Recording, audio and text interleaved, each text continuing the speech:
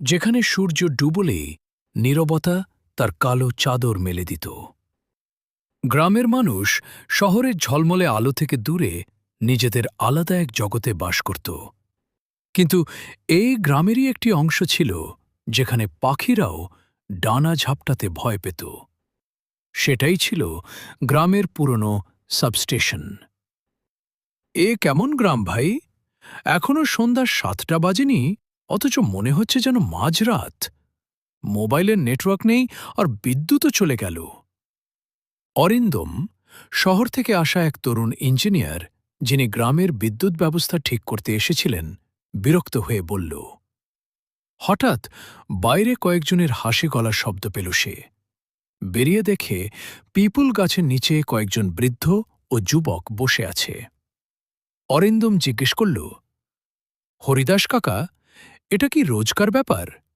সন্ধ্যা হলেই পুরো গ্রামের ফিউজ উড়ে যায় নাকি? হরিদাস কাকা ধীরে বললেন, বাবা, এখানে আমরা বিদ্যুৎ কাটি না।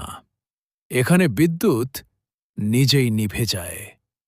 আর বিশ্বাস করো, এই অন্ধকারেই সবার মঙ্গল। অরিন্দম হেসে বলল, কাকা, এসব কুসংস্কার। কাল সকালে আমি পুরনো পাওয়ার হাউসে যাব, দেখে আসব কোথায় সমস্যা। তার কথা শুনে সবার মুখের হাসি মিলিয়ে গেল।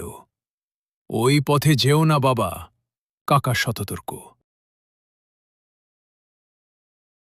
ওই পথে যেও না বাবা, কাকা সতর্ক করলেন। ওই পথ মৃত্যুর দরজা। ওখানে এক পুরনো কুয়ো আছে। বহু বছর আগে সেখানে এক দুর্ঘটনা ঘটেছিল। এখনও জায়গা মানুষের নয়। কিন্তু অরিন্দম সিদ্ধান্ত নিয়ে ফেলেছিল। সেই রাতে নিজের কোয়ার্টারে শুয়ে সে বারবার অনুভব করছিল, কেউ যেন খালি পায়ে বারান্দায় হাঁটছে। দরজা খুলে বাইরে তাকাতেই দেখল, দূরে একটি একাকী মশাল দুলছে। হঠাৎ কানে ভেসে এলো ঠান্ডা ফিসফিসানি। সাহেব, আপনি কি আমার সাহায্য করবেন? আমার মা খুব অসুস্থ। দরজায় ৩ বার কড়া নাড়ার শব্দ হল। দরজা খুলে অরিন্দম দেখল এক ফ্যাকাশে যুবক দাঁড়িয়ে আছে। আমার নাম রাহুল। আমার মা খুব অসুস্থ। দয়া করে চলুন।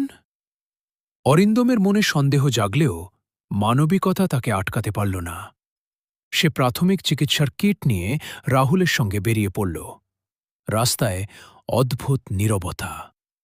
অরিন্দম নিজের জুতোর শব্দ শুনতে পাচ্ছিল, কিন্তু রাহুল যেন বাতাসে ভাসছে। তার পায়ের শব্দ নেই। ধীরে ধীরে তারা পুরনো সাবস্টেশনের পথ ধরে এগোল। ঝোপের ভেতর থেকে ফিসফিসানি। আজ আবার এক নতুন শিকার। অবশেষে পৌঁছালে একটি ভাঙাচোরা বাড়ির সামনে। ভেতরে প্রবল পচা গন্ধ। খাটে সাদা চাদরে ঢাকা এক বৃদ্ধা শুয়ে আছে। এসেছ বাবা, তুমি কি আমার অন্ধকার দূর করবে? হঠাৎ অরিন্দম বুঝতে পারল রাহুল আর পাশে নেই। বৃদ্ধা বলল, ২ বছর আগে এই খুঁটি পড়ে গিয়েছিল। কেউ বিদ্যুৎ বন্ধ করেনি। আমার ছেলে তড়পাতে তড়পাতে মারা গেল। আমিও এখন এই খুঁটি মুক্তি চাই। একজনের বলি চাই। অরিন্দম বুঝল সে ফাঁদে পড়েছে। বাইরে নীল বিদ্যুতের ঝলকানি, রাহুলের ছায়া দেওয়ালে। শুধু একবার তারটা ধরুন সাহেব, পুরো গ্রাম আলোয় ভরে যাবে। অরিন্দম প্রার্থনা করতে লাগল। সুযোগ পেয়ে সে দৌড়ে বেরিয়ে গেল। পেছনে ভেসে আসছে বিকট হাসি। দৌড়াতে দৌড়াতে পৌঁছালে সেই কুয়োর কাছে, যাকে সবাই জমের দ্বার বলে। কুয়োর ভেতর থেকে কালো ধোঁয়া উঠছে। এসো, এখানে শান্তি আছে। অরিন্দম ক্লান্ত, বিভ্রান্ত। এক পা এগিয়ে দিল, ছপাত! অন্ধকার কুয়ো তাকে গ্রাস করল।